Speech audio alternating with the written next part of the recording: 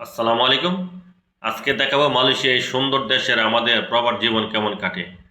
ভোরে যখন কুয়াশা ভেজা রাস্তা কাজে বের হই তখন এক অন্যরকম শান্তি লাগে। এখানকার আধুনিক শহর আর উঁচু উঁচু দালানগুলো সত্যি দেখার মতন। শুধু শহর নয়, মালয়েশিয়ার সবুজ প্রকৃতিও কিন্তু অনেক মায়াবী। কাজের ফাঁকে যখন স্থানীয়তে তারিখ বা চা খাই তখন সব ক্লান্তি দূর হয়ে যায়। এখানকার মানুষগুলা অনেক বিনয়ী ও তাদের ব্যবহার মন জয় করে নেয়।